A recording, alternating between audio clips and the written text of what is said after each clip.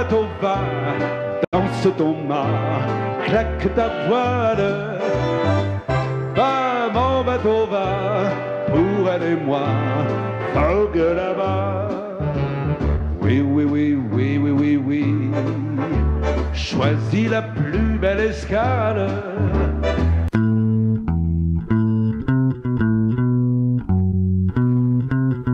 Pulsar. Pulsión. Pulsión de radio. Un programa donde la cultura late y el inconsciente nunca falta a la cita.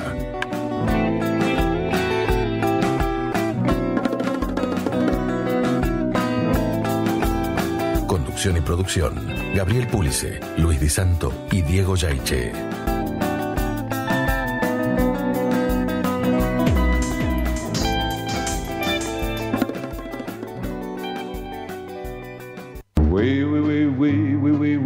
Bueno, estamos en el aire y esto es Pulsión de Radio, cuarta temporada, episodio número 17.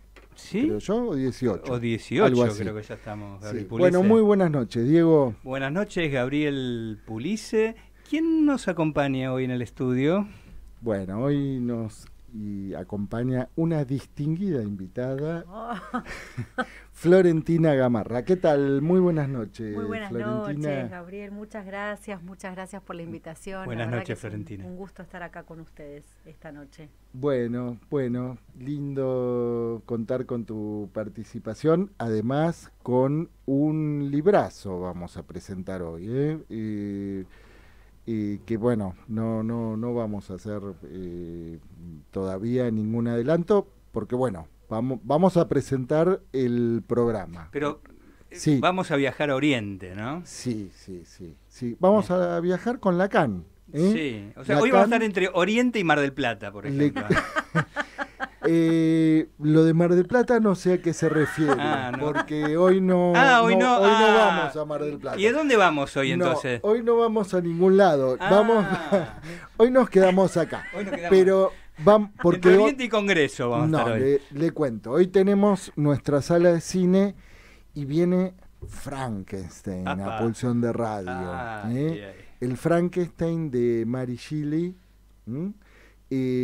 con José Rein, que hoy nos va a presentar esta versión magistral, protagonizada por espere que no quiero meter la pata. Bueno, mejor no les digo. Mejor no meta la pata, No, Pulice. porque siempre me confundo a Al Pacino con Robert De Niro. No, es Robert De Niro. Bien. Y digamos, ¿de ahí a dónde nos vamos a ir? Porque no lo veo acá, Y de ahí Luis Di Santo. ¿Por dónde anda de ahí Luis nos Santo? vamos a Boedo. Bueno. Bien. Porque Luis va a presentar un libro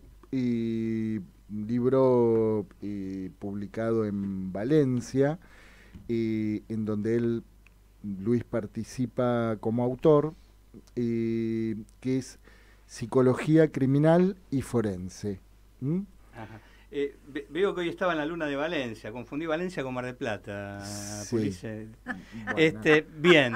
Lo que pasa es que solemos viajar mucho. Claro. La próxima semana vamos a París otra vez.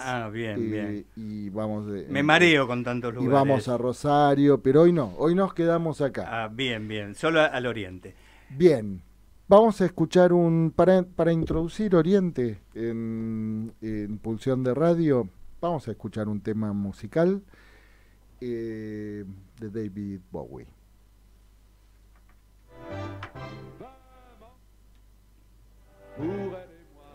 A ver si el operador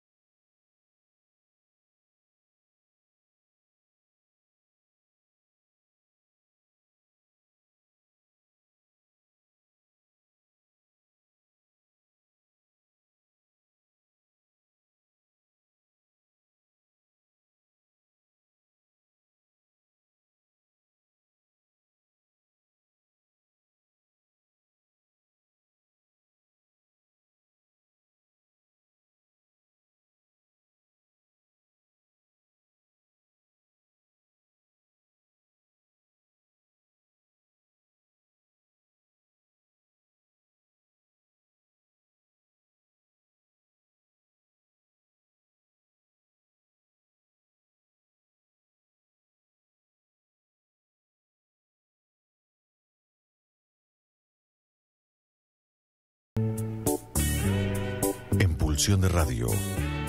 Ya se viene la hora de entrevistas. La hora de entrevistas. Bueno, estamos ahora sí con Florentina Gamarra.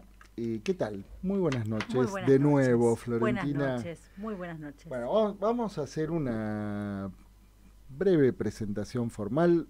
Florentina Gamarra es psicoanalista y magíster en psicoanálisis, docente de la Universidad de Buenos Aires y de la Universidad de Belgrano, investigadora UASIT, supervisora clínica de equipos de salud mental, cofundadora de LAZO, agrupación psicoanalítica, autora de diversos artículos académicos publicados en instituciones psicoanalíticas y en medios periodísticos, y autora de este libro que vamos a presentar hoy, Lacan, lector de Oriente, escrituras del vacío.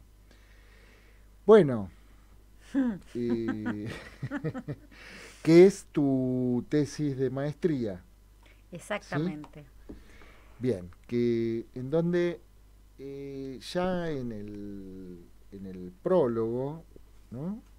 Aparece una infidencia, muy lindo el prólogo realmente, que es el prólogo de Carmen González Tabuas. Bien. Querida Carmen, a quien le mando un saludo enorme y siempre estaré agradecida por su generosidad y por la manera en la que aceptó alojar y darle la bienvenida a este esbozo que no ha sido nada fácil meterse con Lacan y Oriente. Sí, bueno, pero ya ahí el prólogo prácticamente presenta a la niña con kimono, ¿no? Sí. Que, bueno, parece que hay algo, Lacan se encontró en algún momento convocado, ¿no? Por Oriente, y Florentina Gamarra también, y se encontraron en Oriente. Así es. Y en realidad esto es como una infidencia, ¿no? Porque cuando uno escribe, o por lo menos esto que comenzó siendo un escrito académico, cuando yo la contacto a Carmen y le comento un poco y le pido que hiciera el prólogo del libro, me acuerdo que una noche Carmen me dice, bueno, todo esto está muy bien, el libro, esto es un escrito académico, está muy bien, es impecable, está perfecto, pero si esto va a ser un libro, a este libro le falta la palabra preliminar del autor, ¿no? De la autora en este caso. Que te impliques con cual. El libro, ¿no? Y me acuerdo que yo ese día estaba en Bariloche, pasando unos días de descanso, me había llevado mi computadora, pero, digamos, era un momento en el que me disponía a descansar. Y Carmen me dice por teléfono, bueno, pero buscá porque tiene que haber algo que pueda introducir tu marca con Oriente. Tu marca, hay una marca ahí, y eso tiene que estar como palabras preliminares del libro. Cortamos y yo me quedé pensando y digo, pero ¿qué se referirá a esta mujer, no? ¿Qué marcas?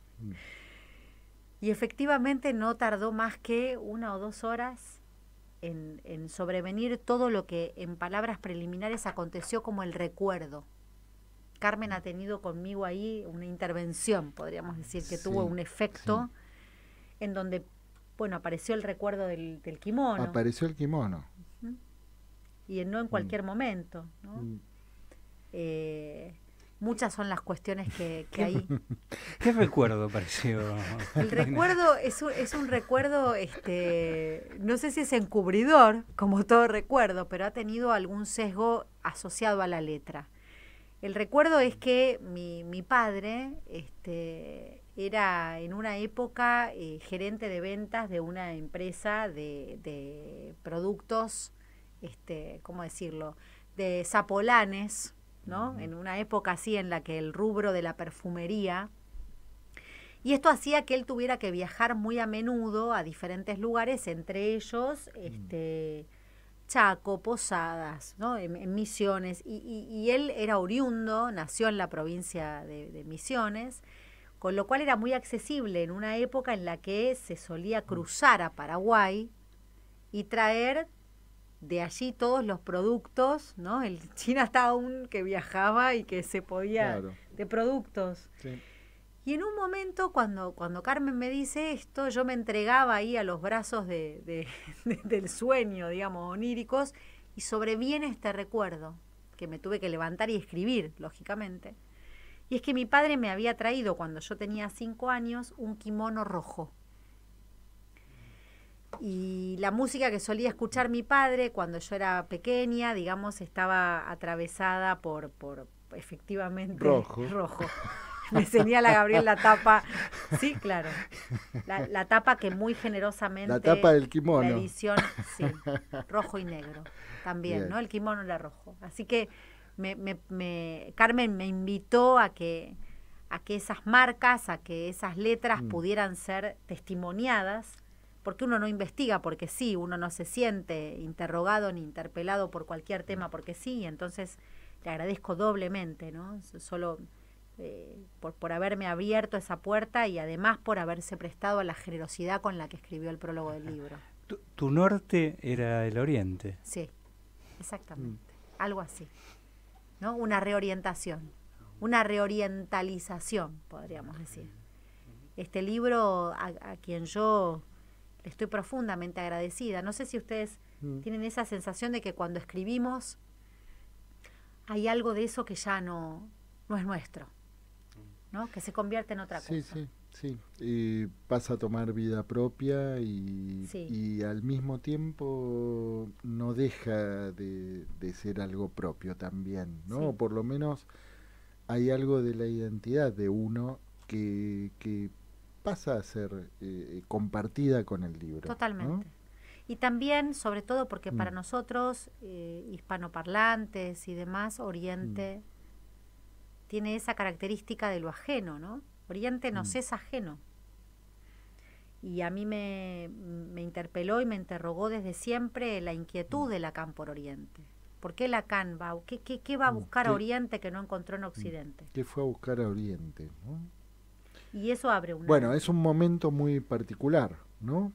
Porque es, vos decís en el libro, porque hay cosas que yo me fui encontrando que son como de la intimidad, ¿no? También, que es parte de tu investigación, ¿no? Que es vos decís ahí algo así como que, bueno, durante la ocupación alemana de París tenía demasiado tiempo libre, ¿no? Había toda una serie de cosas que bueno, no se podían hacer, ¿no? El lazo social estaba cercenado, se podría decir, ¿no? Y es en ese momento en donde Jacques Marie aprovecha el tiempo, ¿no?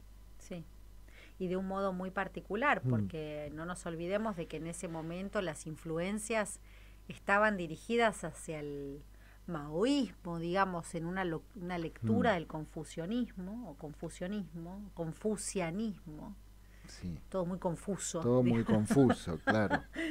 El comunismo chino, ¿no? Sí. Confundido con... Sí. Sí, y confundido, ahora cuando vos decís el comunismo chino, ¿no? Yo rojo pensaba... y negro. Sí. Sí.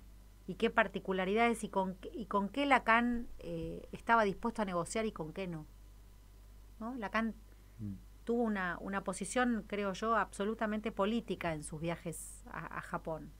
No fueron a ver, ¿por qué lo decís? Porque me parece que si nosotros empezamos a situar en qué momentos los hace, Lacan tiene 2 viajes a Japón, uno es en el año 63. Disculpa una pregunta, ¿y la relación de Lacan con Oriente es con China o con Japón? Empieza con China.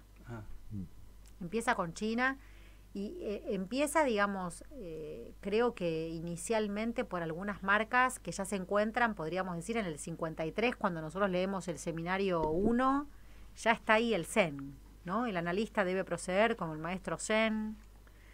Lo que pasa es que en mi recorrido, digamos, fue muy de la mano con el encuentro de Lacan con François Cheng, ¿no? François Yen, que es chino, ¿no? Es de origen chino. Sí, claro. Radicado, digamos, en Francia, sí. ¿No? Y entonces, cuando Lacan lo conoce, yo no quisiera haber tenido a Lacan de amigo en esa época. ¿Por qué? Porque se tomaba esas licencias de que Lacan era capaz de llamar a cualquier hora, en cualquier momento, sí. ¿No?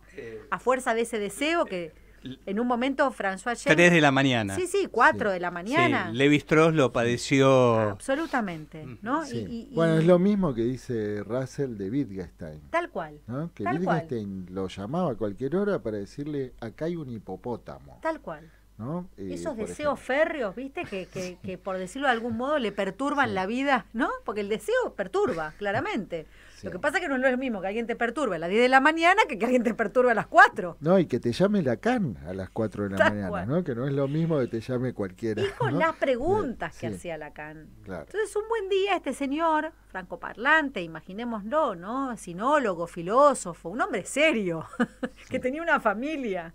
Sí. Y en un hombre común también. Común, pero le dice a Lacan, escúchame, Jacques, ¿no?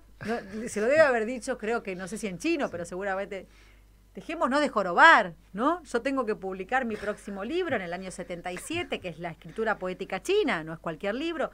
Estoy absolutamente abocado a eso, te voy a pedir, por favor, por mi bien y por el de mi familia, ¿no?, que me dejes de hinchar. Claro, para la moto. ¿No? Para un poquito, ¿no?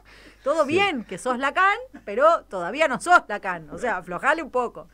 No, igual después cuando era Lacan, porque Nacio nos contaba que Lacan lo llama a la clínica donde estaba internada su mujer para tener familia, diciéndole que al otro día fuera por la traducción la traducción de los escritos. Tal cual. Y una de las cosas que François Yen cuenta justamente en Lacan y el pensamiento chino, digamos, hay muchas referencias en relación a este encuentro, es que Lacan era verdaderamente un interesado férreo, ¿no? Y Lacan iba efectivamente al hueso. Entonces le dice, yo quiero estudiar todo, desde el Tao Te Ching, ¿no?, hasta la escritura, y Lacan estudió chino, estudió japonés, Lacan meditaba con su maestro Paul de Meville, ¿no? Hay como una biografía que sería como el libro negro de Lacan, que pocos conocen, y a mí lo que me fue cautivando de esto es que fue específicamente lo que fue a buscar, como decía hace un rato, que por lo menos mi hipótesis, y que lo podemos conversar, es que lo que Lacan fue a buscar a China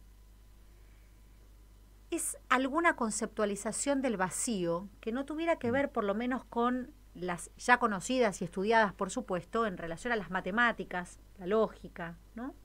Un vacío distinto que se lo presta a Oriente.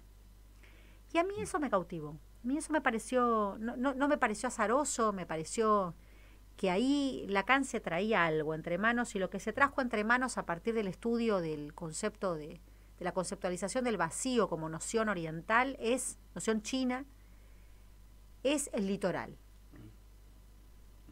Y ahí quedé atrapada.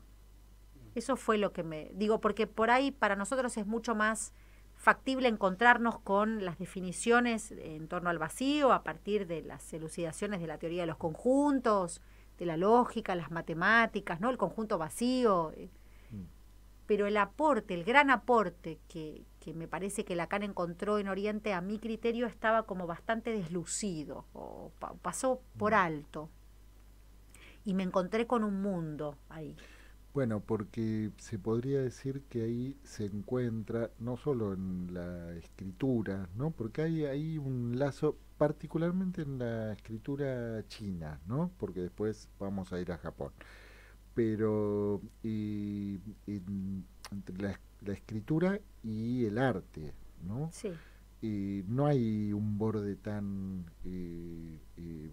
la misma escritura china es poética, se podría decir, ¿no? Y hay ahí entonces algo de la transmisibilidad respecto de lo real y del vacío, ¿no? Que aparece de una manera que no se pone en juego en la escritura latina, por ejemplo. No, de ninguna manera, ni siquiera para nosotros como fieles occidentales, en donde tenemos esta enorme capacidad, inmediata capacidad para pensar dualistamente.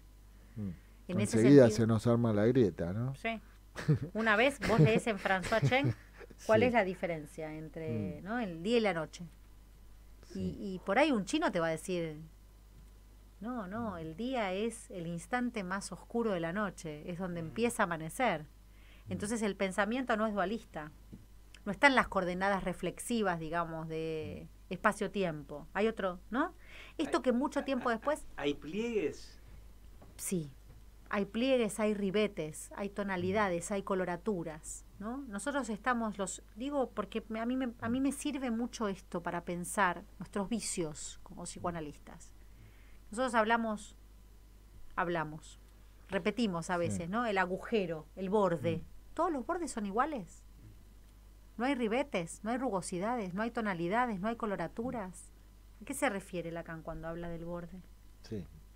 Bueno, hay playas que tienen piedras, otras que no.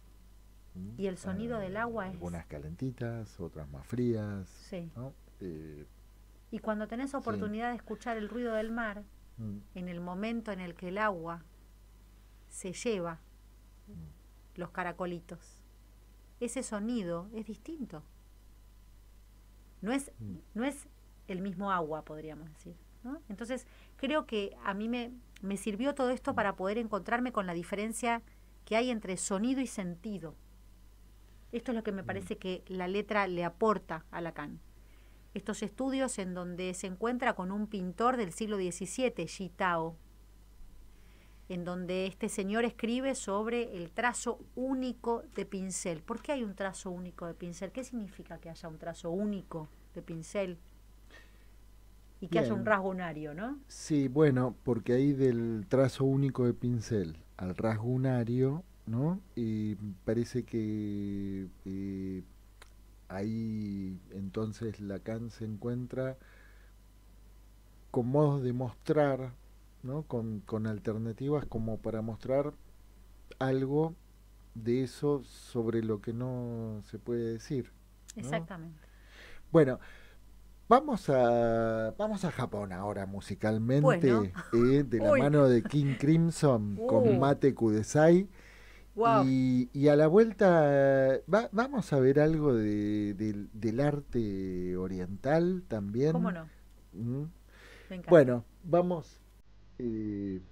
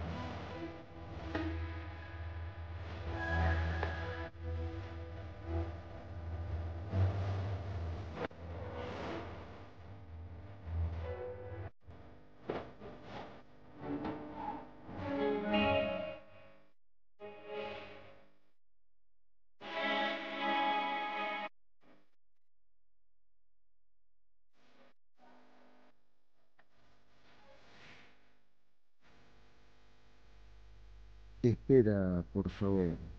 Mate Kusai. Bueno, estábamos con esa búsqueda de Lacan, ¿no? En relación a, eh, bueno, lo que encuentra ahí en la escritura china, en el arte oriental y, y modo de transmisión y, que justamente está en relación a esa búsqueda de cómo transmitir lo que no se puede representar. Sí, ¿No? totalmente. Y que me parece que él encontró, por lo menos yo en lo que traté de, mi investigación tomó dos momentos de la enseñanza de Lacan, en donde me parece que la idea de la influencia sobre Oriente se puede dividir por lo menos en dos. No quiere decir que no en más, pero por lo menos en Bien. dos. Una que tiene que ver con los primeros años de su enseñanza, en donde digamos que se apunta ahí a esa docta ignorancia, ¿no? Digamos, a ese lugar en donde el analista interrumpe, donde el analista queda homologado al maestro Zen en tanto no responde. Es un momento en el que Lacan se ve muy influido por las enseñanzas del Zen a través de una corriente, que es la de los koans, ¿no? Esos enunciados Sí. que siempre implican un acertijo, que no se entiende, por ejemplo, qué ruido hace el aplauso con una sola mano, ¿no? Cosas que uno, si las quiere pensar desde la mente, para los Esto que orientales, dice Lacan, ¿no? El es maestro irrumpe exactamente, con un grito, una patada. ¿no? exactamente. Y me Sí. parece que ahí es localizable por ahí cierta idea de vacío que también encontramos, ¿por qué no?, en el seminario 7, ¿no? En esa metáfora del alfarero, como eso que se construye en torno a. O el famoso pote de mostaza.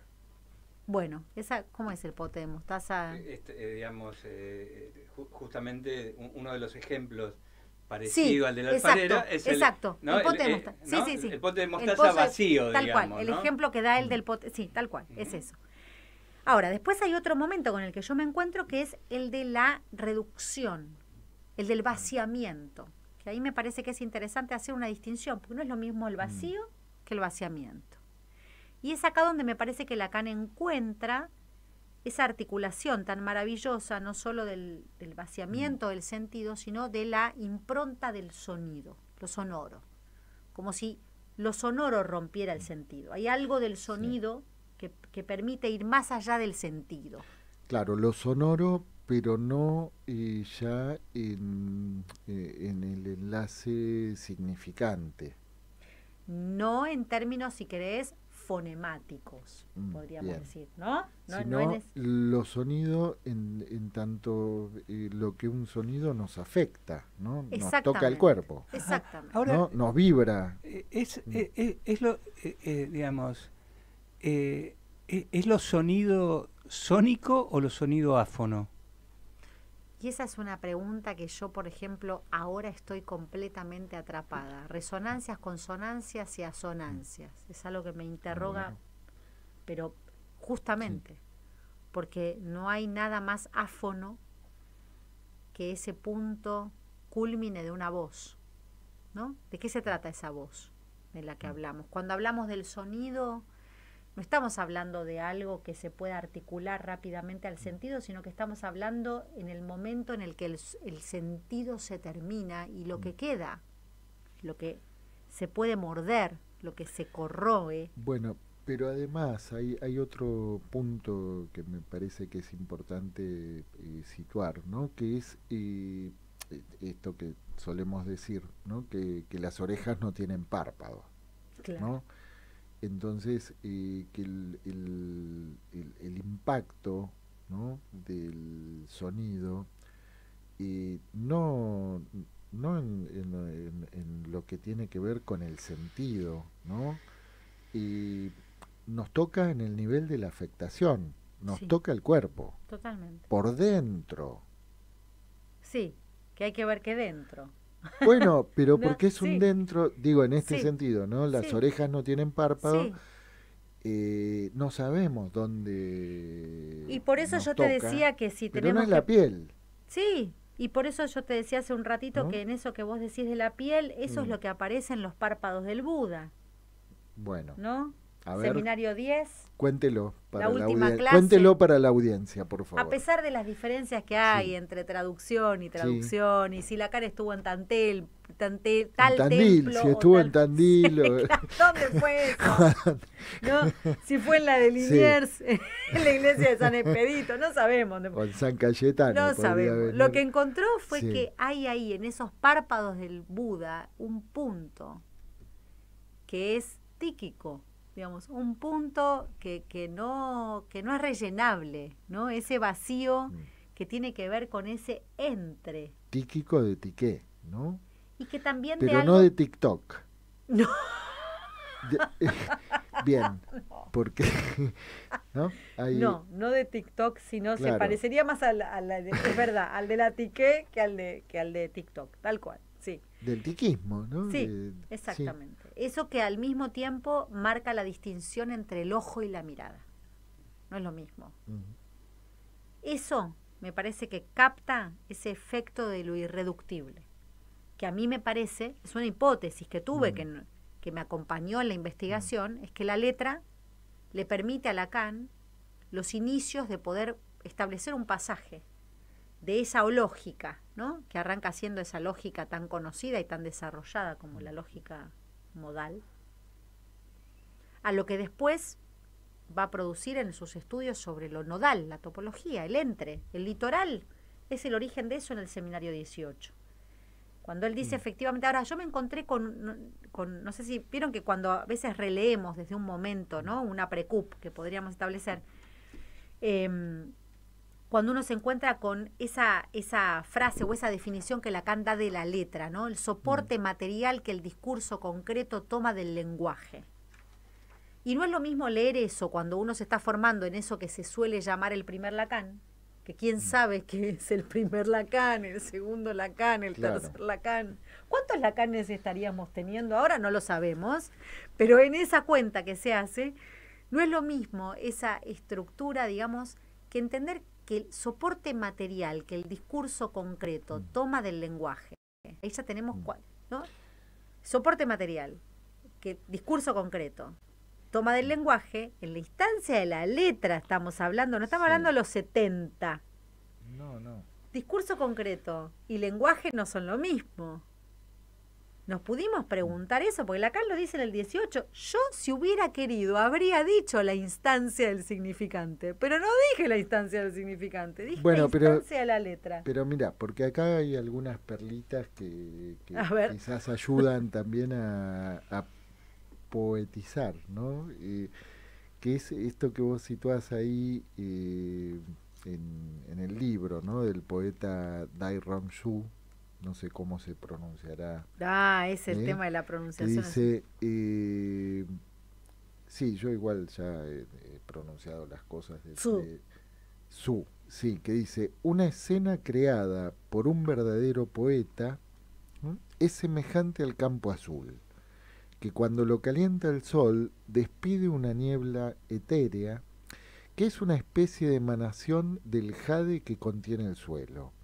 Esta escena se contempla de lejos con la impresión de que jamás se podrá uno acercar a ella. Qué acertada es esta observación. Imagen más allá de las imágenes, paisaje más allá del paisaje, algo que las palabras corrientes no logran deslindar. Esa es una cita de François Chen, de la escritura poética china, que por lo pronto lo que hago es recomendarles, sugerirles. A mí me parece que uno no debiera morirse sin leer a François Chen. O sea que si alguien tiene pensado morirse prontamente, procúrese. Sí. Si alguien se está por morir, vaya, lea Chen antes. Y búsquelo en Mercado Libre, no sé si estará en la librería, pero no se muera sin leerlo. O si no, pueden tomar las citas de Lacan, lector de Oriente, que están como muy bien respetadamente citadas. Esta maravillosa cuestión, ¿no? de lo pequeño, de lo sencillo. Por eso me parece que después Lacan va ahí, en eso que reduce. Y cuando vos hace un rato, Gabriel, situabas la diferencia entre China y Japón, sí, me parece que ahí lo que nos sirve es la figura, la escritura del haiku, El haiku es un poema. Brevísimo. Brevísimo, que además tiene una estructura formal, podríamos decir. Yo me la pasé escribiendo este libro, escribiendo un haiku por capítulo, que después cometí el error de no poner el haiku en cada capítulo. Ah, ¿no los incluiste? No lo hice. Será para una próxima edición. ¿Quién sabe? Sí. Y a lo mejor lo podés anticipar, esa segunda edición con los haiku. Si querés hay una experiencia que puedo contar brevemente que tiene que ver con esto, ¿no? De que simplemente un día me encontré contemplando una luz, de la luz solar, que entraba por el reflejo de una ventana de mi casa. La verdad que es muy poco poético en sentido occidental lo que voy a decir, ¿no? Porque el reflejo impactaba sobre el tender. Uno tiende la ropa. Sí, sí. ¿No? Algo que uno diría, eso de poético no tiene nada. Sin embargo, la poética para los japoneses, la poética del haiku, tiene que ver con capturar el instante, con lo evanescente. Aquello que Freud situaba, si ustedes recuerdan, en la transitoriedad. Bueno, pero fíjate que hay, ¿no? Justamente la poética del tender, ¿no? Sí.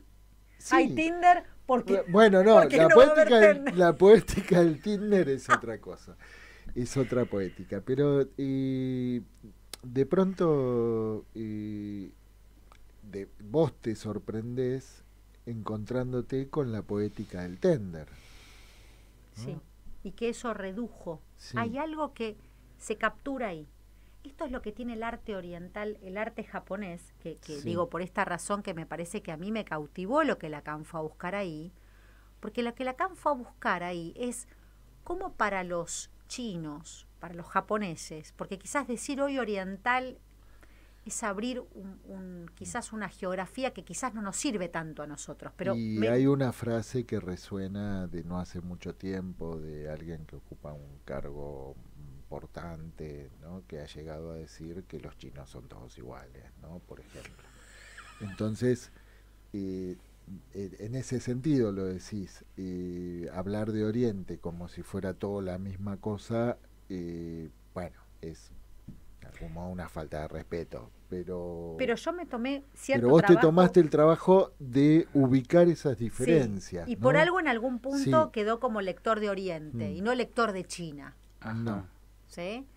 Yo me encontré con algunas cuestiones que quizás no están en el libro, es verdad, están en la investigación, están en la tesis, pero no están en el libro, que es, por ejemplo, sobre cierto recorrido en torno al sufismo, en torno al Islam, en torno a ciertas cuestiones que no todas tienen el mote de la religiosidad, pero sí de la espiritualidad, ¿no?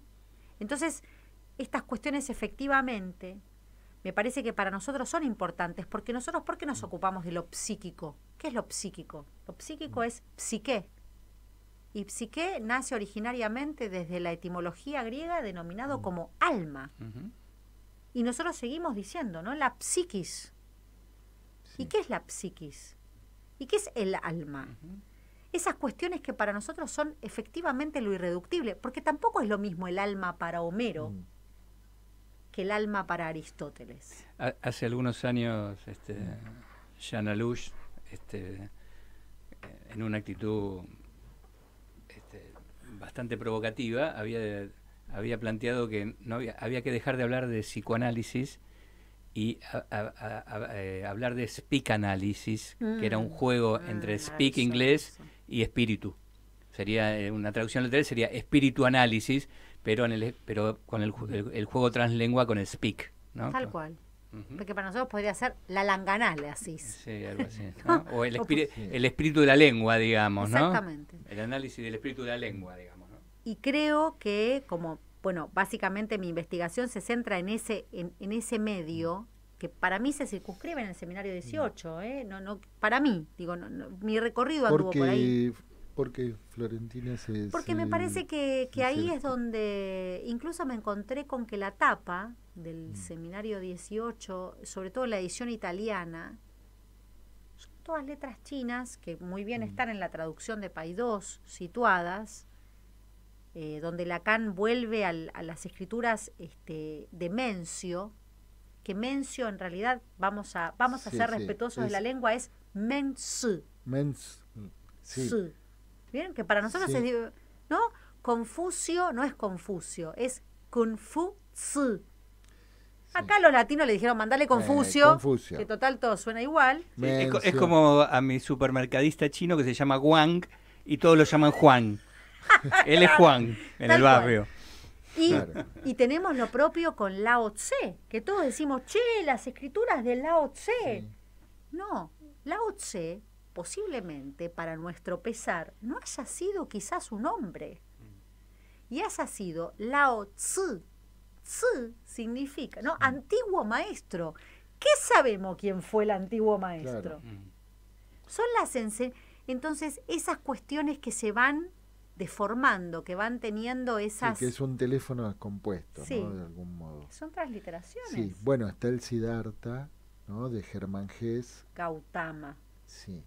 Ese príncipe hindú que alguna vez le dijo a su padre, che, papá, ¿por qué nosotros vivimos rodeados en oro y acá hay gente que se está muriendo de hambre? ¿No? Y por esa pregunta y él dijo, yo me voy de acá, ¿no?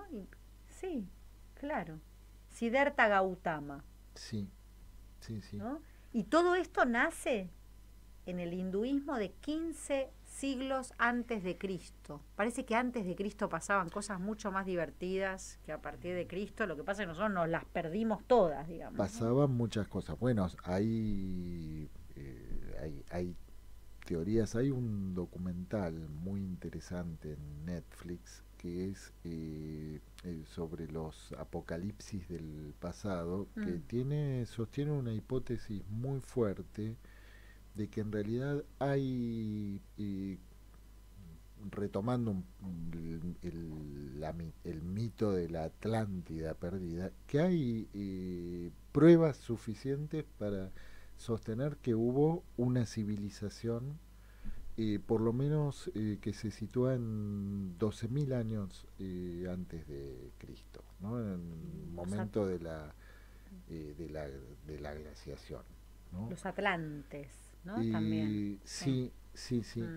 Pero bueno, es otro tema. Bueno, pero y ya que ubicás esta diferencia, ¿no? En China, Japón, ¿y qué fue a buscar específicamente a Japón?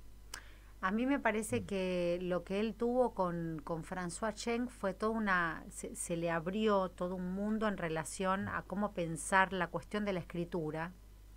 Y si nosotros consideramos que Japón no tenía un sistema de escritura, el sistema de escritura japonés lo toma de China. Uh-huh. sí. Y entonces ahí en esa deriva entre sistemas llamados Kunyomi y Onyomi, digamos que son uno de los dos sistemas que parten del kanji original chino, me parece que él ahí encontró una clave de cómo se pasa de la palabra, ¿no? La pregunta si es anterior la palabra, si es anterior lo escrito. Y en ese punto me parece que aparece la dimensión de la letra como un punto de juntura entre una cosa y otra. Porque hay de la escritura china a la escritura japonesa otro nivel de abstracción, ¿no? Absolutamente. Y eso se ocupa muy bien Roland Barthes. Y la escritura japonesa es más alfabética. Utiliza los caracteres chinos en forma alfabética. En realidad dos. Hay dos escrituras. Claro, digo, pero digamos, una de las tomas que hace de la escritura china es que los ideogramas, o los pictogramas los utiliza en forma alfabética. Hay una, claro. Por eso también está bueno diferenciar cómo para los chinos una cosa es el pictograma y otra cosa es el ideograma, ¿no? Que ahí es donde me parece que Lacan encuentra la clave para diferenciarse de lo que es la representación, la imagen acústica de Saussure. Es otra cosa esto. Bueno, no es el famoso soldado, ¿no? Soldado. No, ojo, que Lacan ahí en el medio se encuentra con Peirce. Ni hablar. Que introduce el índice, el ícono, introduce otro modo de pensar las representaciones. Absolutamente. ¿No? Pero ¿sabes qué? Perdón, ¿sabes lo que me pasó a mí? Que yo dije, bueno, bárbaro, está bien todo esto, ¿no? Matemática, lógica, pero el chabón, para decirlo con Sí. respeto, ¿no? Fue a Japón. Sí. Nos tiene que interesar por qué fue ahí, qué fue a buscar, ¿no? ¿Qué encontró ahí? 2 veces fue, no una. Ujú. Y la segunda, 71, gracias a que el avión cambia en un momento Ujú. precipitosamente el rumbo, se encuentra con ¿no?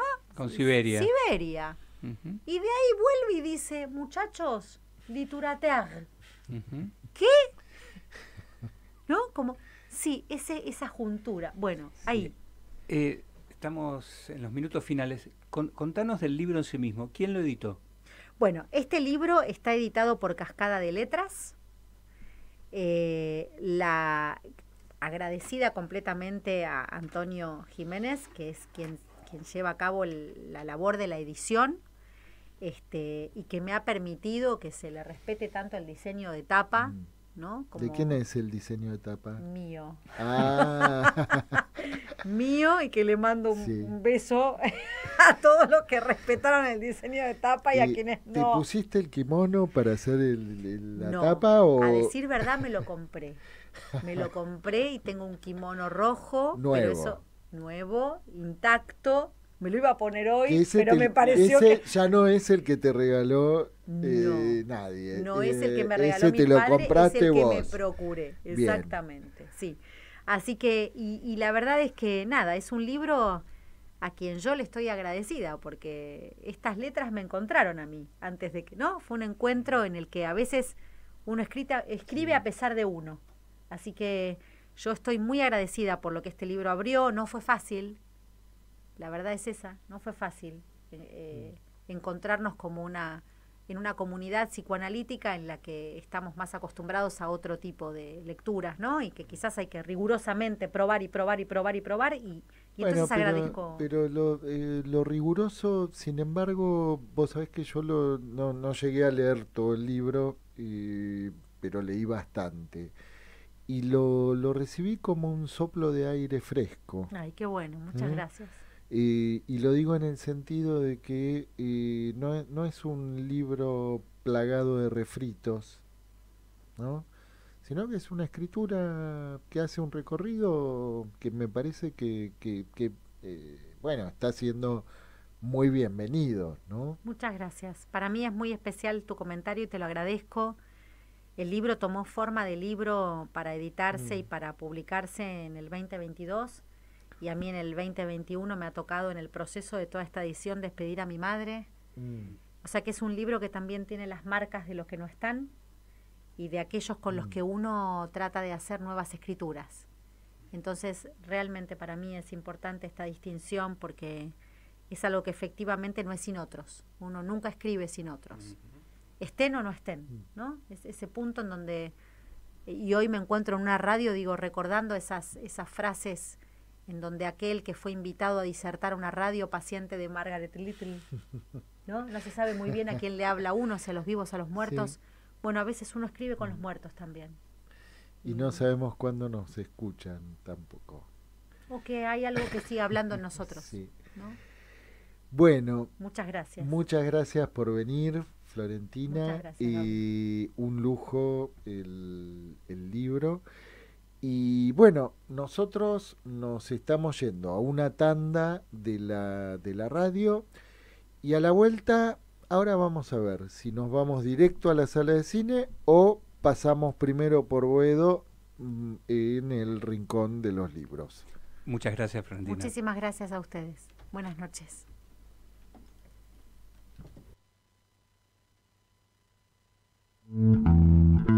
Todos los jueves, de 22 a 24. Pulsión de Radio. Un programa donde la cultura late y el inconsciente nunca falta a la cita. Conducción y producción, Gabriel Púlice, Luis Di Santo y Diego Yaiche.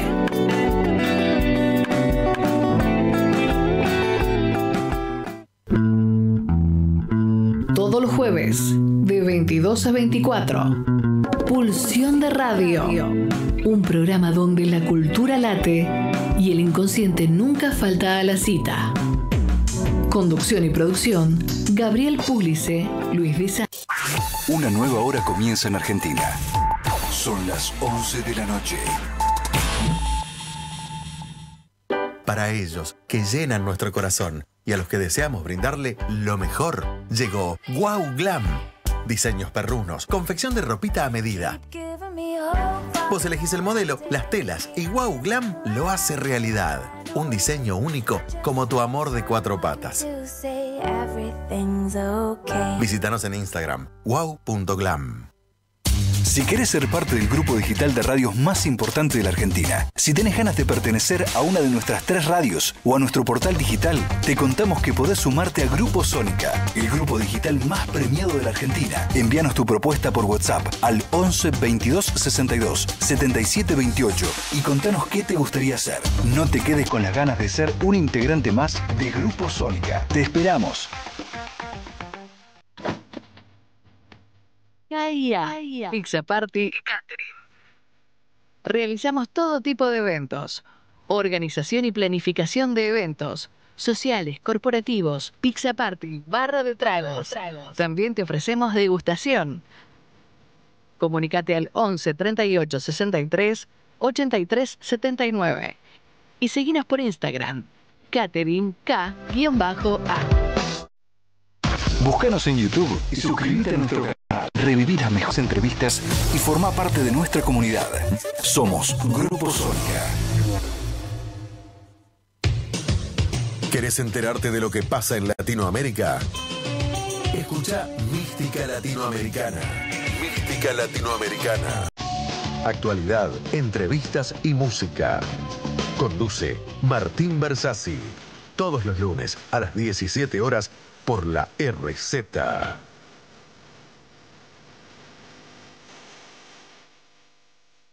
Aprende inglés en el CUI y amplía tus oportunidades. Cursos presenciales y por Zoom. Últimas vacantes. Centro Universitario de Idiomas. Certificados y diplomas UBA. Informes en www.cui.edu.ar o al 53 53 3000. Comer rico, casero y saludable, ahora es posible. Sí, con las viandas caseras diseñadas y elaboradas por la nutricionista Andrea Purita. ¿Querés más info? En Instagram busca Viandas Purita y empezá a comer saludable. Pedidos al 11 3273 5810. Contanos tu punto de vista y escribinos por WhatsApp 11 22 62 77 28. Conectate con lo que verdaderamente te importa. Conectate con tus emociones. Conectate con la RZ. La RZ. Somos como vos.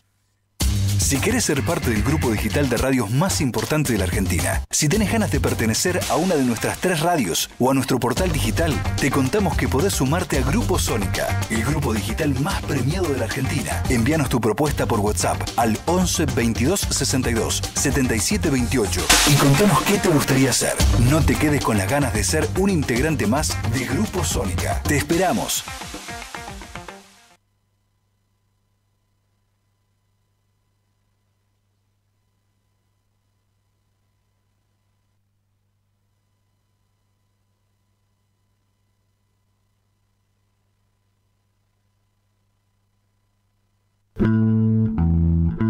Todos los jueves, de 22 a 24.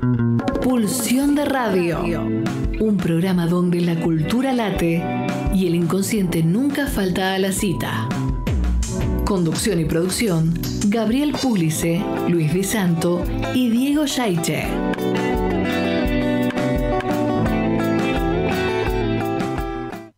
Si querés ser parte del grupo digital de radios más importante de la Argentina, si tenés ganas de pertenecer a una de nuestras 3 radios o a nuestro portal digital, te contamos que podés sumarte a Grupo Sónica, el grupo digital más premiado de la Argentina. Envíanos tu propuesta por WhatsApp al 11 22 62 77 28 y contanos qué te gustaría hacer.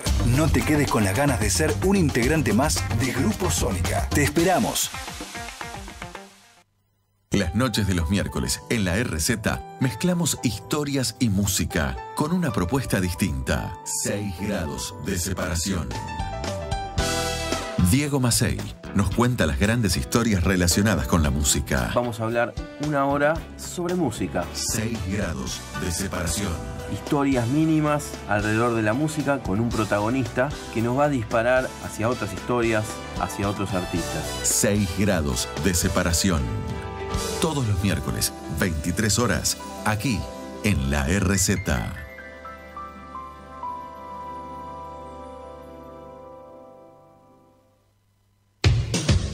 ¿Querés enterarte de lo que pasa en Latinoamérica? Escucha Mística Latinoamericana. Mística Latinoamericana.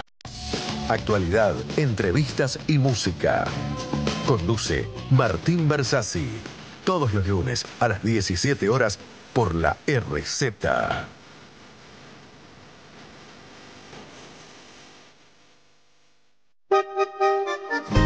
Cada semana tenés una cita para escribir con Luisa Balmaya. Apuntes del porvenir. Hay que decir ahora. Un encuentro para pensar con invitados el presente y el futuro. Apuntes del porvenir. Miércoles a las 14 por la RZ. Para que haya mañana.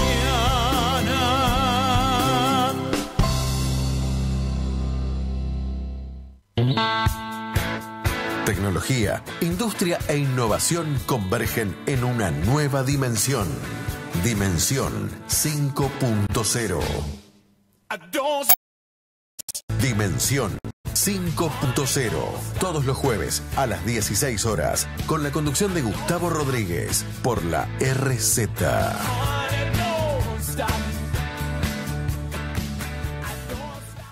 Este año será el regreso que nadie pidió. No estoy solo. 7ª temporada, los sábados, de 10 a 12. Conduce Dante Palma. Para muchos, 6 años ya eran más que suficientes. Pero somos obstinados. Hoy no estoy solo. Los sábados, de 10 a 12. Vuelve. No estoy solo. Por la RZ. Los sábados a las 16 horas, con voz en el aire, La Luciérnaga Curiosa.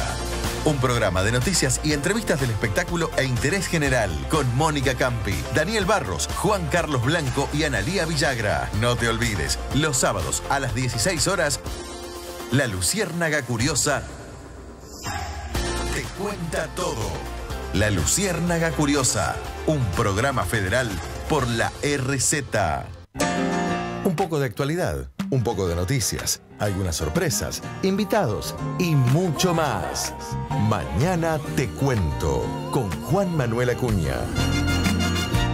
Mañana te cuento. Todos los jueves.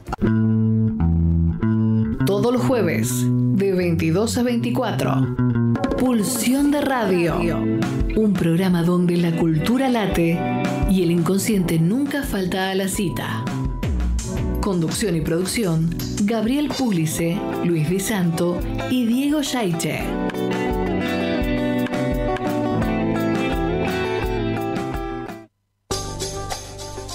En Pulsión de Radio ya se viene El Rincón de los Libreros, la columna que en tu biblioteca no puede faltar.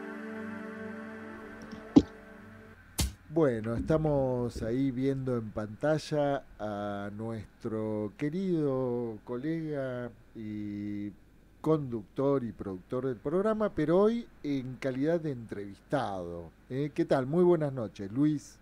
Buenas noches, amigos, ¿cómo están? ¿Me escuchan bien? No te escuchamos, Luis, a ver. A ver. ¿Me escuchan bien ahora? A ver ahora. Hola. Ahí sí, sí, Luis. ahora sí. Buenas noches. Ahora sí, muy buenas noches. ¿Qué tal? ¿Cómo están? Bien, bien. Bienvenido también el invitado de cine, que creo que está ahí, ¿no? Sí, estamos aquí con José Reín. Y bueno, Luis, que hoy estás invitado a protagonizar el rincón de los libros libres, libreros y libreras, como le solíamos llamar. Y bueno, un libro en el que vos tenés la ocasión de participar, ¿verdad? Sí, en realidad mi protagonismo ahí es de actor de reparto, porque son varios autores. Sí. Es un libro de lo que actualmente llamamos un libro coral, escrito por varios autores y compilado. En España se dice director, no compilador, ¿no? Sí. por alguien que es el que lleva a cabo este proyecto, José Luis Álvaro Robles. Bien, bueno, contanos, ¿querés hacer alguna referencia en relación al director / compilador de este libro? Sí, en realidad, digamos, yo lo conozco a él, como muchos de los vínculos que yo tengo, tanto a nivel local, como yo te diría, como a nivel de ultramar, diríamos, de una manera azarosa. ¿Cómo lo conoces? Él trabajaba con otra de las coautoras, Eva Jiménez González. Sí. A ella yo la conozco en México. Él estaba haciendo acá un trabajo en Mendoza, con el gobierno de Mendoza. Él me escucha en una charla que yo doy en su momento por el Ministerio de Justicia, cuando yo trabajaba ahí, y después me lo encuentro en México, ¿no? Ya en forma personal. Quedó el vínculo y él tiene armado una especie de ONG que se llama Ibercrimia, que es el Instituto Iberoamericano de Investigaciones Criminológicas. Entonces ahí hay gente de diferentes países, ¿sí? Ibero, porque está Portugal, España, y de México para abajo hay representantes, no de todos, pero sí de muchos países. De hecho, el libro refleja un poco esto, porque hay gente de España, de Portugal, de Argentina, de México, ¿sí? De México 2, incluso hay alguien de la Universidad Autónoma de Ciudad Juárez, un lugar, vamos a decir, con cierta fama y complejidad por las cosas que han pasado ahí en las últimas décadas. Y él también es docente e investigador en la Universidad de Valencia. Sí. Entonces, no sé si ustedes saben cómo es el régimen universitario ya en Europa, por lo menos en España. No es como acá, que nosotros estamos en el remo, en dulce de leche de repostería todo el tiempo. Allá, aparte de pagarles bastante bien, la mitad del año están en clases y la otra mitad investigan, publican y van a los congresos. Vos hablás de los docentes universitarios. Exactamente. Sí. Sí, ¿qué me querías preguntar, Gaby? No, te quería lo que te quería preguntar era en torno de qué tema en particular o cómo es que surge la convocatoria, ¿no? Bueno, la convocatoria surge a partir de este espacio de Ibercrimia, donde en general hay ponencias, congresos que se realizan, cursos, articulaciones con diferentes espacios académicos, ¿no? Esa es por lo menos la cuestión. De hecho, hay un congreso que se hace en Portugal, otros se hace en España. Aquí en Latinoamérica no recuerdo, desde que yo soy parte de esa organización, si se ha hecho alguno. En general, lo que uno podría decir es que quizás esto es un poco diferente para aquellos que estamos atravesados por el significante psicoanálisis, ¿no? Es un campo que nos es un poco ajeno en general, que es la psicología forense, la psicología criminológica, los diagnósticos, las tipologías, su incidencia vamos a decir, en el ámbito jurídico, ¿no? Sí, y sobre todo... Vos solés decir que en realidad los psicoanalistas y el discurso analítico es extranjero en ese campo, ¿no? Es extranjero. Ahora, yo te quiero contar un poco de mi extranjería. Sí. Porque yo he seguido un poco la frase del filósofo argentino fallecido hace poco, César Luis Menotti. Sí. Para entrar hay que saber salir. Entonces, cuando yo me empecé a dedicar a ciertos temas que tienen que ver con la serialidad y se derivaron otros temas, yo recuerdo que los analistas me decían, bueno, da una charlita de esto y larga este tema. Sí. ¿No? Temiendo que yo me contaminase y que la gente me viese de una manera un poco rara. Y los forenses me decían, bueno, sos de acá. ¿No? Entonces, esa extraterritorialidad tuvo su costo. Sí, yo la mantuve en el campo académico y la mantuve como un equilibrista no muy bueno, ¿no? En el sentido de que era muy difícil hacer el equilibrio entre discursos y prácticas diferentes. Ahora me fui encontrando con que la gente más formada en estos temas, olvídate de Argentina, donde el psicoanálisis más o menos tiene alguna influencia en la gente, aunque no se dedica al psicoanálisis. Pero en otras partes, es casi hasta una mala palabra, está considerado más del lado de tirar las cartas, de la cosa esotérica, que de algo serio, ¿no? Sin embargo, cuando me preguntaban por qué yo me dedicaba a esto y qué tenía que ver mi formación con esto, yo les explicaba que encontraba algunos conceptos, algunos articuladores que habían estado en el origen de esto y que luego fueron olvidados, o pasan con mucho conocimiento, trasladados a otro campo donde sufren la transformación y fueron olvidados su origen. Yo me daba cuenta que ahí había algo importante, ¿sí? Y que eso me daba cierta comodidad para trabajar en el tema. Eso llevó su tiempo. Y toda la gente de otra formación me entendió, con una ventaja de mi parte. Yo hablo apto para todo público. Y escribo. Sí, bueno, es algo que venís ejercitando, ¿no? También. Y cuando vos tenés que hablar con gente de otros discursos, tenés que hacerte entender. Para mí, el texto que siempre lo tengo en referencia y de tanto vuelvo, es: ¿pueden los griegos ejercer el psicoanálisis? Charlas con un juez imparcial. Ese texto es fundamental para entenderse con otros que no curten en el palo de uno. Fundamental. Porque ahí Freud mantiene el rigor, habla muy claro y recibe una serie de preguntas que en realidad se las pone a ese juez imaginario, preguntas de perogrullo, muy sencillas, que no son preguntas de tribu, de jerga, pero que a veces son las más difíciles de responder. Hace poco comentaba con alguien, en función de esto, un artículo de Sinatra de Leol, pero acabo de descubrir, revisando mi caótica biblioteca que estoy volviendo a ordenar, que había un artículo de la APA unos años anteriores similar, donde se hablaba de las frases de autorización que utilizan los psicoanalistas para sus ponencias, donde cada 3-4 renglones había una frase de autorización de un autor de referencia considerado de consenso importante. Freud y Lacan, por supuesto, y otros. Entonces él se preguntaba: ¿cómo argumentaríamos, sin citar a esos autores, en un auditorio que no esté acostumbrado a esos autores y ni siquiera fuesen de referencia? Sin embargo, le transmitiríamos lo que queremos transmitir, claro, y que le lo entiendan, ¿no? En un auditorio al que esos autores no les signifique nada, ¿no? Exactamente. Claro. Bueno, yo he navegado por esto. De hecho, aquí yo tengo la biografía de mi artículo y es la Biblia junto al calefón, podría decir. A ver, ¿no? ¿Nos podés decir el título, Luis? El título de mi artículo es de la perfilación de autor desconocido al análisis del caso. Bien.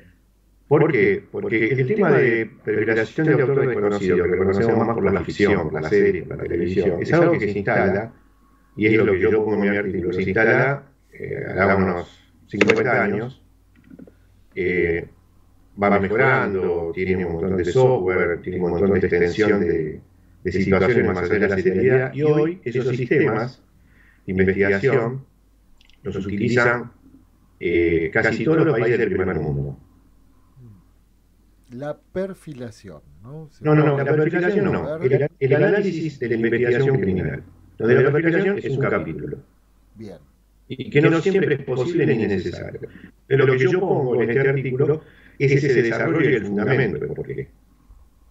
Y también con los antecedentes del caso. De hecho, creo que es la primera vez que en lo que podríamos llamar los antecedentes históricos se pone este texto, que es un texto marginal, pero que para mí es totalmente pertinente en este camino, que es el estudio sobre el presidente Wilson, de Freud y Bullitt. Sí. Freud le tenía una tirria terrible a Wilson, porque prácticamente suponía que era el que había escrito la letra del Tratado de Versalles, luego de la Primera Guerra Mundial. Bueno, Entonces, escriben esto en 1923 los dos, a 4 manos.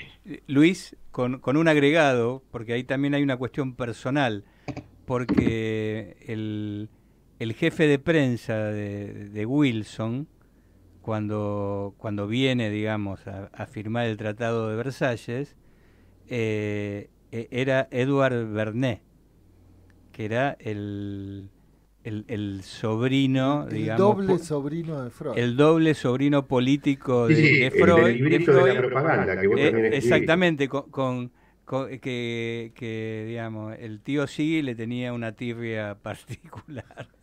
Bueno, este libro lo escriben en el 23, pero dado que eran hombres decentes y honorables, se juramentaron que solamente iba a ser publicado cuando muera la viuda de Wilson, cosa que ocurrió en 1966, y ahí recién se publica el libro. Acá nosotros tenemos la suerte, no sé si habrá ejemplares, de que Letra Viva hizo una edición, una traducción de ese libro. Bueno, ¿Tenés el título? Sí, el estudio psicológico del presidente Wilson. Ah, bien. Que por supuesto está en el haber de mi biblioteca. en el caos de la... En el caos, pero en el haber caótico. Bueno, pero lo que quiero decir, esto de sacar las características de alguien que no se conoce, que no se ha entrevistado personalmente, porque el producido de sus actos es algo que empezó a tener una historia en ciertas investigaciones criminales. Incluso en el 43, la antecesora de la CIA le pide a una serie de estudiosos de Harvard y Yale, el campo Psi, que hagan un perfil predictivo de Hitler si pierde la guerra con motivo de propaganda de inteligencia. Donde hay psiquiatras, psicoanalistas, psicólogos, ¿no? Es un informe que está en internet, mecanografiado, en PDF, cualquiera lo puede leer. Es un informe desclasificado. Pero bueno, luego aparece la serialidad, aparece este instrumento para predecir los nuevos pasos de un criminal, sobre todo de lo que hoy podríamos llamar crímenes de goce, ¿sí? Homicidios, femicidios sin una motivación vincular aparente, delitos contra la integridad sexual, su combinación, desapariciones con motivación sexual, ¿sí? Toda una serie de delitos con una serie de técnicas diferentes. Entonces, lo que hace hoy el que trabaja en este campo, que tiene una gran impronta psi este campo, no es un perfil, es analizar todo lo investigado. Por eso se llama analista de casos, ¿sí? Donde vos tenés que tener un conocimiento amplio, holístico, para leer eso, y muchas veces lo que haces, y esto es lo que yo planteo en el artículo, no es dar un perfil, la persona tiene estas características, que es lo que se suele hacer, y muchas veces es impropio o no tiene sentido, sino lo que se llama el plexo indiciario, correlacionar cosas que están ahí, pero que no han sido vinculadas. Bueno, pero en donde lo indiciario ahí nos pone en íntima conexión con la búsqueda del autor, ¿no? Exactamente. Bueno, en ese caso, yo en mi experiencia particular, que casuísticamente es breve, no van a ser más de 20 casos, ponerle 25, tengo 2 casos muy ilustrativos al respecto. Un caso de un robo donde la persona, después de muchos días, por algunas lesiones, muere por ese robo, una mujer,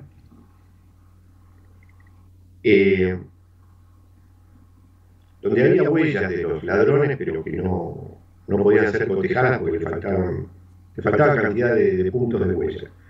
Es un tema que no vale la pena explicar. Entonces, bueno, piden intervención. Yo no veía nada que pudiese aportar de cierta calidad, hasta que veo que entre 2 informes firmados por el mismo médico, el informe de autopsia y el informe de certificado de defunción, que puede leer 3 veces la causa, o lo vi de entrada, había una palabra de diferencia. Esa palabra de diferencia cambiaba absolutamente el rumbo de la investigación. Y en otro caso, donde vos me diste una mano, entre otros colegas, el caso de una desaparición sucedía hacía 13 años atrás, o 9 años atrás, ¿sí? Que luego, para mi sorpresa, por un trabajo que yo hice bastante conjetural, pero sólido, la carátula fue homicidio, que hoy sería femicidio, ¿sí? Sí. Condenando al autor, sin cuerpo del delito, cosa que en la jurisprudencia es sumamente escaso, ¿sí? Entonces, el analista de casos puede aportar eso. Sí, porque ahí en ese caso fue la consistencia lógica, ¿no? Claro, pero a ver, el tribunal podría haberlo tomado o no, porque no suele tomar estas cosas. Sin embargo, eso y otra cosa más la tomó y le dio una consistencia. Cuando yo hablo de estos casos, incluso con gente de España que me dice, si no hay esto, si no hay aquello, si no hay lo otro, no se puede hacer nada. Y yo le digo, sí se puede, o se puede intentar, ¿sí? Entonces, lo que, más allá de cómo resultó jurídicamente, el tema es que hay una posibilidad de pensar y de hacer, vamos a decir, que es importante. Una posibilidad analítica, porque hay que aclarar que esto no es psicoanalítico, pero sí es analítico. Y también recordemos que Freud, cuando estudió con Charcot y escribe esa historia en sus textos, él decía que él podía haber estudiado con un montón de gente muy importante, pero toda su transferencia estaba con Charcot, salvo con el doctor Brodel. ¿Qué hacía el doctor Brodel? Autopsias. Y Brodel, antes de abrir, miraba la persona, el cadáver de la persona que estaba ahí y decía un montón de cosas que después comprobaba. O sea, el indiciario, donde algo de eso también influenciado en la constitución del psicoanálisis, también está en este campo, ¿no? Ese contrabandeo, que es pequeño, que es una sazón solamente, porque el plato de comida lo prepara otro. Uno a lo sumo lo sazona con este elemento, es lo que me ha permitido hablar con gente de disciplinas y de formas de pensar totalmente diferentes y entendernos de alguna manera. Bien. Y este texto, que es mi colaboración dentro de este trabajo, de todas estas personas, que son personas con mucho recorrido, ¿no? con cátedras, ¿no? con máster, pero quizás con líneas que no son exactamente las de uno, permite alguna interlocución posible. Para mí no es poco. Y situar un tema que es relativamente novedoso todavía en el mundo hispanoparlante, incluso darle otra vuelta de tuerca. Todavía no se instaló el tema y se le da otra vuelta de tuerca. ¿Sí? Luis, te voy a pedir, por un lado, el título del libro, que nos recuerdes quién es el director, compilador, y la invitación justamente a que podamos contar con quienes vos consideres, además del director, ¿no? Como para poder dedicarle próximamente un programa a la presentación más amplia, ¿no? De estos temas. Bueno, el libro se llama Psicología Criminal y Forense, así. Está editado por una editorial muy importante en estos temas, Tirando Blanche. José Luis Albarroles, director, compilador y coautor de 5 de los 10 capítulos. Y con José Luis quizá podemos hacer algo porque tiene costumbres noctámbulas. La diferencia horaria no sé si va a impactar tanto como en otros invitados del ultramar. Bueno, muchísimas gracias por esta presentación. Y bueno, nosotros, Luis, nos vamos a ir a un breve tema musical, porque ya estamos aquí con José, que bueno, nos vamos a tener otro invitado, que es ni más ni menos que Frankenstein. Qué lindo. Bueno, nos vemos el próximo jueves. Pero te digo que estos minutos que estuve con ustedes estuve por encima de lo que puedo estar en este momento. Así que me retiro dignamente. Bueno, hasta el jueves, Luis. Un fuerte abrazo, Luis. Hasta luego. Bueno.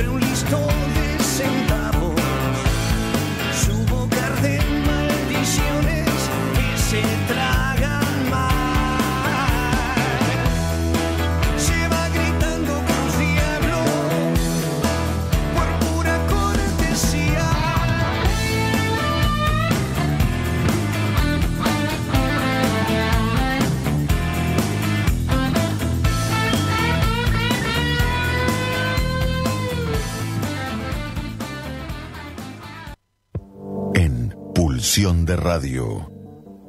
Las luces ya se apagan para pasar a nuestra sala de cine.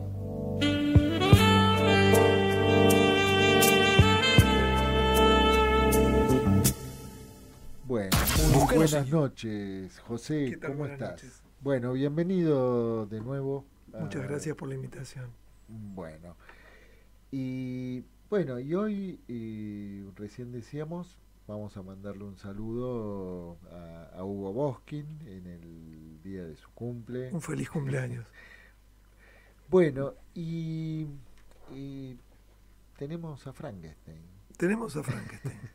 A Frankenstein de Mary Shelley. De Mary Shelley. ¿Sí? Vamos a tomar la versión del 94 con Kenneth Branagh de director y Robert De Niro también en la actuación y Kenneth Branagh en la actuación. Bueno, tenemos un libro, ¿sí? Una película que se basa en un libro que está escrito en 1816. Sí, por una mujer. Por una mujer que tendría a esa altura 18 o 20 años. Sí. Una joven mujer una joven. En una tormenta de nieve en los Alpes suizos, junto con Lord Byron, Polidori y otra gente, se pusieron a jugar, a hacer historias. Y salió una historia bastante consistente. Qué amiguitos, ¿no? Que tenía. Con esos amiguitos. Claro. Y el subtítulo del libro es Frankenstein o el moderno Prometeo, que ya el subtítulo se las trae, ¿no? Sí, digamos que no estamos jugando, bueno, juguemos a escribir clásicos. Sí, ¿no? Sí, es parecido a lo que le pasó a Freud con Fliss, cuando Fliss le decía que sus interpretaciones de sueños me resultan harto chistosas. Y Freud, en lugar de ofenderse, escribió El chiste y su relación con el inconsciente, una obra metapsicológica así. Ojalá, ¿no? O uno hiciera una cosa así. Tuviera esos amigos.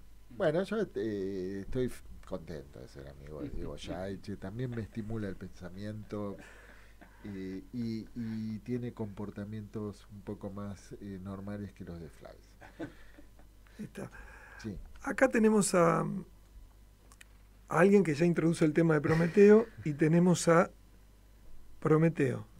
Y en el inicio de la película tenemos a Walton, que es un explorador que va al Polo Norte, que se encuentra con el padre de la criatura, que sería Víctor Frankenstein, que está huyendo de la criatura hacia el frío Polo Norte.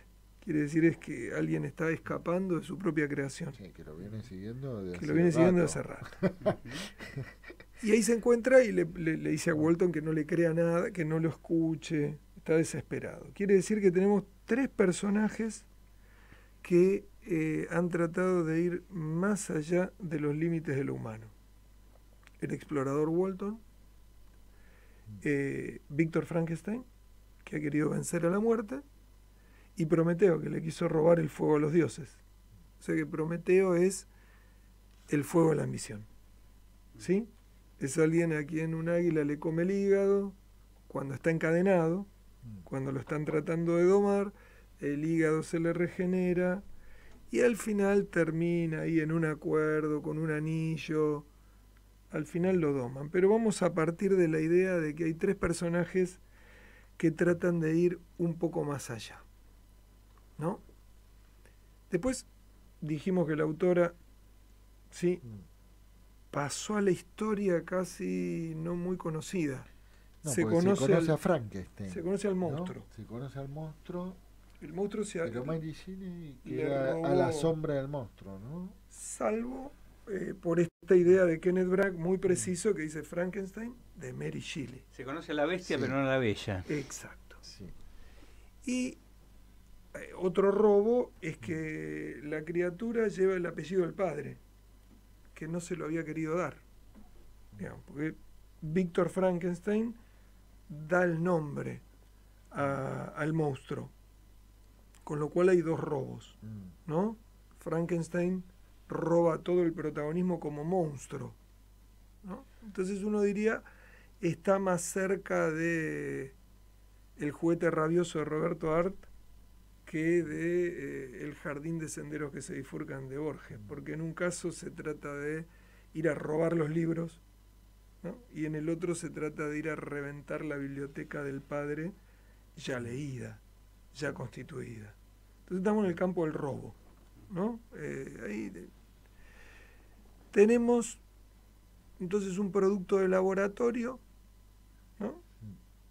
Un producto artificial, como puede ser la artificialidad de engendrar vida. Y los problemas que van a venir después de concebir, engendrar vida y no hacerse cargo de la propia creación.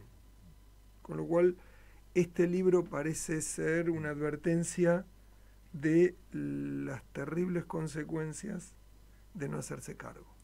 Bueno, en términos lacanianos se podría decir de no alojar, ¿no? De no alojar y de poder diferenciar esa cuestión entre el fantasma de un semental, el que engendra y da vida, y un padre. Un padre que sería el que promete un mundo, el que tiene la función de organizar un yo ideal, de todos esos pedazos, ¿no?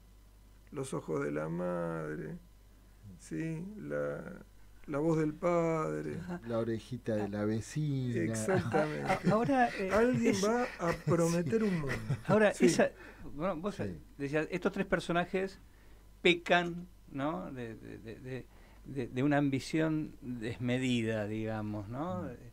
Ahora, esta promesa, ¿no? De un mundo, ¿no? Esta promesa del padre, ¿no es un poco excesiva? No, es una ficción necesaria. ¿No? Claro, digo, ¿no? Sobre todo en estos tiempos, ¿no? Digamos, por ahí en los tiempos de Manigili todavía se sostenía un poquitito más. Pero digo, de que un padre pudiera, ¿no? Prometerle a un hijo, insisto, sobre todo en esta época, un mundo. Sí, el problema es cuando no hay ninguna promesa, ¿no? Es decir, esa función paterna de tratar de encapsular lo vivo, de decirle a esa sustancia viviente, a esa pura vida sin muerte que inscripta con el trabajo que implica la humanización, ¿sí? Hacer de esa foto del feto Alejandro Ariel llamaba la diferencia entre el recién venido y el recién nacido. A eso me refiero con la promesa, ¿no? Una promesa que se va a cumplir siempre de manera fracasada, pero por lo menos hay un don. Me parece que en la película va a aparecer claramente cómo la criatura le pide al padre algo. Sí, tiene mínimas exigencias. ¿Qué le pide? Le pide, en primer lugar, a Víctor, en primer lugar, le pide que le dé una novia. Le dice que él está completamente destrozado, que él es el aborto. Uno podría decir que esa interrupción de embarazo que no se produjo un aborto viviente. Entonces le va a pedir, haciéndose cargo de sus déficits, de su dimensión horrenda, de sus cicatrices, le va a pedir algo más o menos acorde. Y le va a pedir una novia para venirse a Sudamérica. Le va a decir, me das una novia, me voy a Las Pampas, como Freud alguna vez mandó a un paciente de Eduardo Weiss, le dijo, ese sujeto mándelo a Sudamérica. Es intratable. Mándelo a La Pampa. Mándelo a La Pampa. Ahora, la criatura tiene muy poco del padre. Acá, esto es un, digo, Frankenstein es un niño abandonado. Me estoy tentado de hacer tanto. Pero bueno, vamos. Frankenstein es un niño abandonado que con un librito. ¿Usa peluca? El diario. No. Pero más o menos. Podría ser. Con un librito chiquitito, con un sobre todo del padre, que es lo único que le quedó, más o menos intenta armarse un mundo.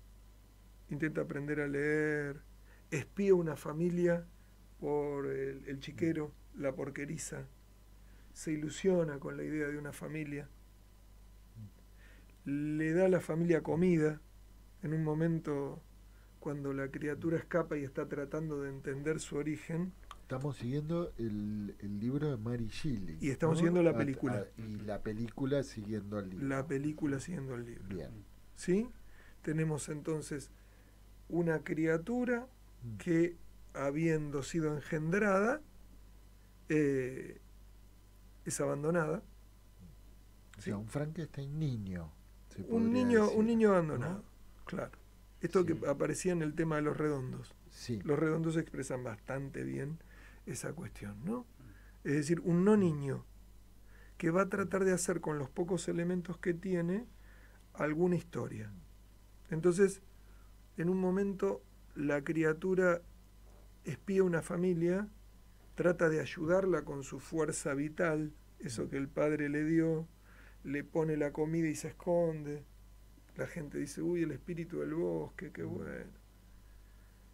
Trata de tener un lugar. Trata de tener un lugar, pero no sabe manejar muy bien la histeria. Agarra y les da todo. Y no les avisa que es medio... que tiene algunas cicatrices. Que tiene algunos problemitas estéticos. Interesante, en la película se pone a hablar con el anciano, que es ciego. Y el anciano lo reconoce. Lo reconoce ahí en alguna forma ideal, lo escucha. Le tocan las cicatrices, es decir, sitúa que ha sufrido mucho. Cuando lo ven los demás, le pegan, lo corren, se tiene que ir. La dificultad de ese padre para poder, vamos a decir así, encapsularlo vivo, para sobre un fondo de muerte permitir que alguien viva y goce, al haber dejado esa vida salvaje, lo convierte en un asesino. Él va a matar al hermanito de Víctor y va a matar a la incestuosa mujer de Víctor. Entonces, no sé si recuerdan que Víctor tenía una madre muy incestuosa, muy apegada. Cuando muere la madre, Víctor enloquece, quiere por eso resucitar a los muertos, y es ahí aparece donde surge la idea del Frankenstein. Ahí aparece la idea. Y además, en ese mundo cerrado, la medio hermana, la hermana de crianza, Elizabeth, termina convirtiéndose en su mujer. Y la criatura le promete que se va a vengar, que va a estar ahí la noche de bodas y la va a matar. Efectivamente, mata al hermanito, mata a Elizabeth y después le va a pedir una novia. Víctor, ¿qué hace? Después de todo eso. Después de todo eso. Víctor, con los pedazos de Elizabeth, le arma una novia. Elizabeth, cuando se ve así, se suicida. Entonces, termina todo. Sí, la famosa novia de Frankenstein. La famosa novia de Frankenstein. Entonces tenemos un padre bastante deficitario para tener algún don para con el hijo, ¿no? Este hijo que le pide poco, pero algo le pide, le puede pedir algo. Y por último yo situaría, antes de volver al inicio, al abuelito de la criatura, al padre de Víctor. A ver. En una parte de la película ya había muerto el hijo chiquito, ya había muerto la hija nuera, y Víctor estaba muy triste.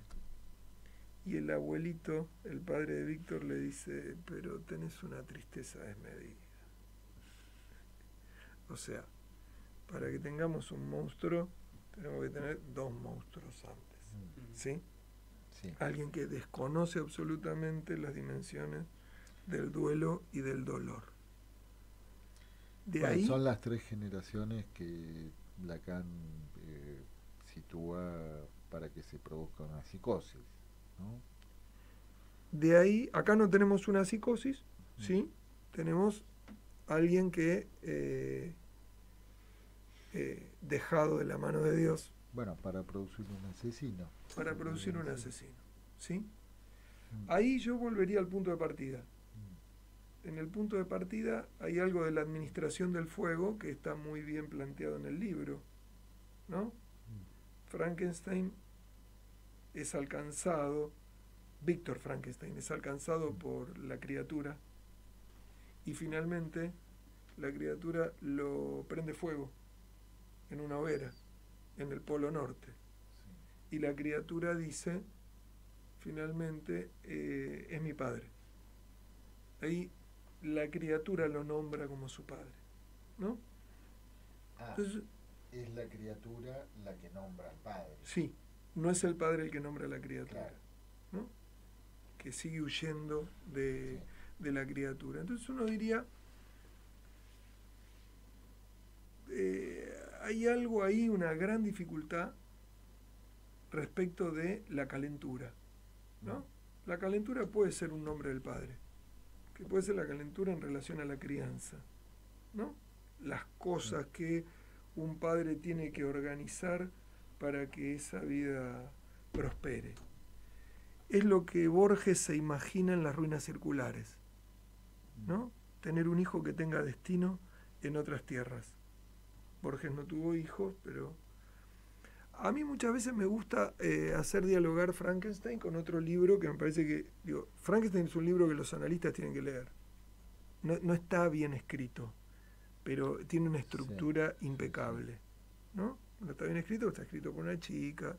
Yo aprovecho para recomendar. No por una chica, por una chica chiquita, de 18 años que escribe complicado ahí en ese momento. Escribe con las herramientas pero que me tiene. Parece, es uno de mis libros preferidos, me parece uno de los mejores libros como clásico, porque plantea esta dimensión tan clara de la importancia de la crianza, ¿sí?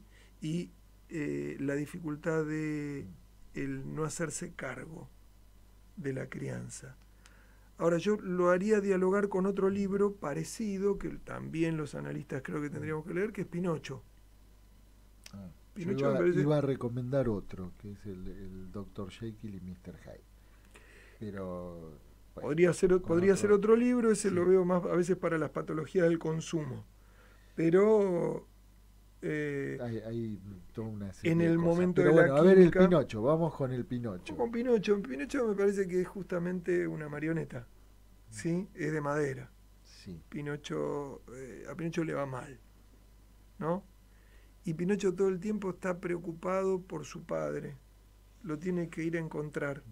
Pinocho también se tiene que ir a encontrar, tiene que ir a salvar al padre, que se lo morfó una ballena. Sí. Y todo el tiempo Pinocho piensa, mi padre debe estar pensando en mí, pobre mi padre. Pero el padre no lo preparó, ¿no? Pinocho no es un niño de verdad, es un recién venido, no es un recién nacido. Pasa por... En la historia, Collodi, ¿sí? Era la tierra de la madre del autor. En realidad se llamaba Lorenzini, el autor de Pinocho. Pero tomó el apellido del territorio de la madre. Del lugar, sí. Del lugar. Sí, sí. Así que para constituir a alguien en un niño de verdad, y al padre no se lo tiene que traer una ballena. Entonces tenemos ahí otro libro acerca de las dificultades de la constitución subjetiva para alguien que ha sido, lo han dejado plantado. Me parece una joya los diálogos entre la criatura reclamándole al padre que intervenga y el padre. Sí. De ahí, bueno, esto que tomaba en los temas en relación a los redondos. Y respecto a... Vos ubicabas que este filme en particular es el único que respeta, digamos, la obra literaria, ¿no? ¿Y qué es lo que no se respeta, ¿no? Claro, ¿cuáles son los hallazgos de este film, ¿no? Del film mismo? Me parece que la idea de que el monstruo o la criatura habla, ¿sí? De que reclama, de que cuenta su dolor, de que cuenta el dolor de haber sido dejado plantado. Que podría ser en un general, analizante. que en general sí. Podría ser alguien que se puede que puede pedir, que puede odiar, que puede maldecir. Nosotros tenemos esa clínica. Tenemos permanentemente esa clínica de los que con muy pocos elementos han sido dejados plantados. Yo me acuerdo una suerte de lema que habían acuñado colegas del equipo de la dirección de género, ¿no?, del municipio de Lomas, que decían, ningún pibe nace chorro, ningún niño nace violento, ¿no? Y acá en relación a esto que vos presentás, ¿no?, aparece un Frankenstein muy tierno, ¿no?, y pidiendo alojamiento, ¿no? Es el recién venido que pide ser alojado de alguna manera, ¿no? Y que ahí,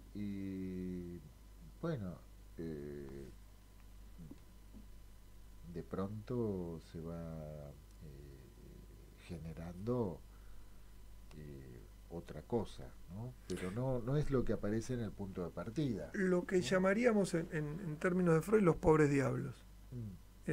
Por ejemplo, el texto de Una neurosis demoníaca del siglo XVII, el pintor Cristóbal Heisman hace una neurosis demoníaca y Freud interpreta eso. Dice, este tipo es un pobre diablo, por eso hace una neurosis demoníaca.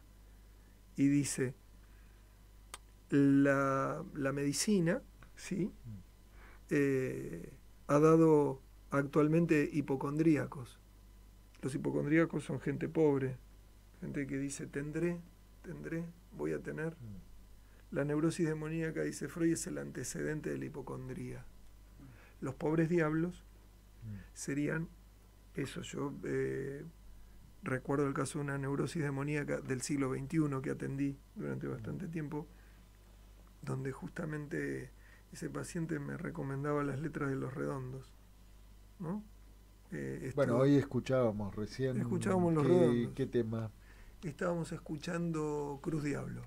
Diablo. Sí. Bien. Y estaba el infierno de Luzbelito, es un espejo para nosotros, creo que dice en un momento Sipo, somos los hijos de multivioladores muertos, y como todos saben, los hijos de puta no descansan nunca. Entonces hay algo de el padecer y el cansancio para los que hemos escuchado esa clínica de Borde en los límites del dolor, de la locura, del resentimiento, ¿sí?, del maldecir. Son los que no han podido ser bendecidos, los que no tienen, no han sido esperados. Sí, y que ya no hay ninguna confianza posible en el otro, ¿no?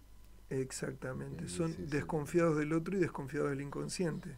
Ahora, cuando eso sucede, eso es realmente divino. ¿Sí? El caso que yo comento, tengo un librito sobre la persecución, uno de los casos tiene que ver con esa neurosis demoníaca y cuenta la travesía de alguien que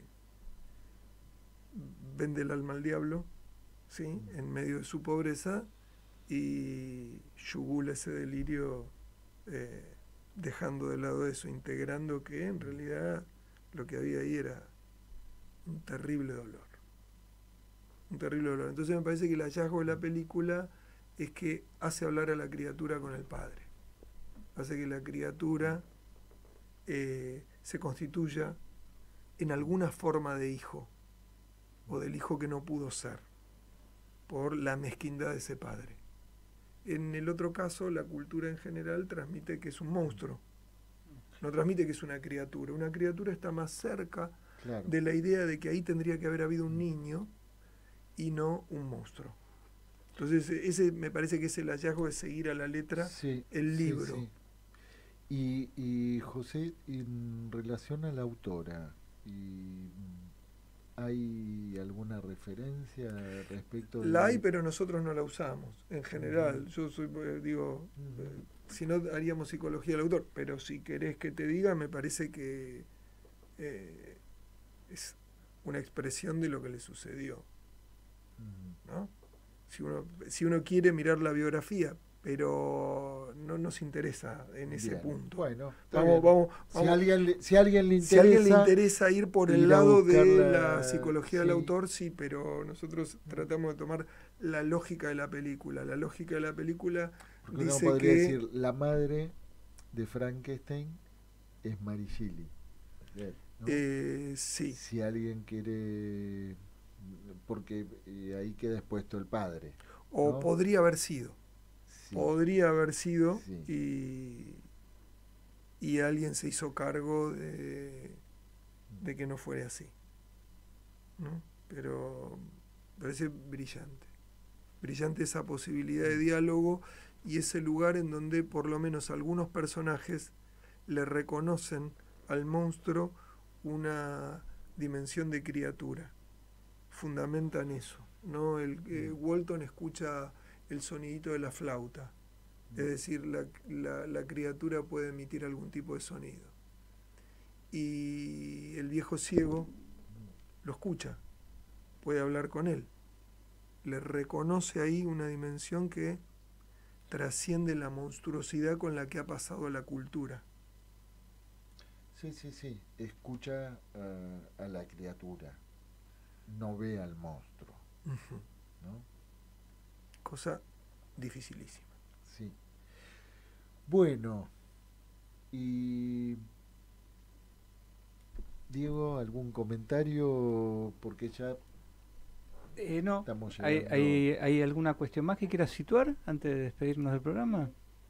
A veces estamos. Bien.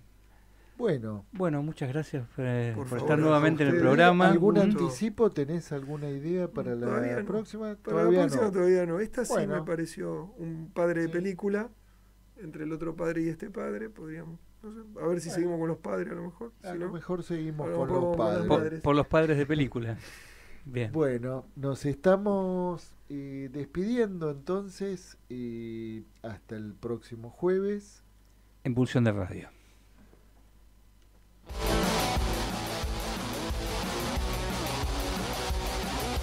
Pulsión. Pulsión de Radio. Un programa donde la cultura late y el inconsciente nunca falta a la cita.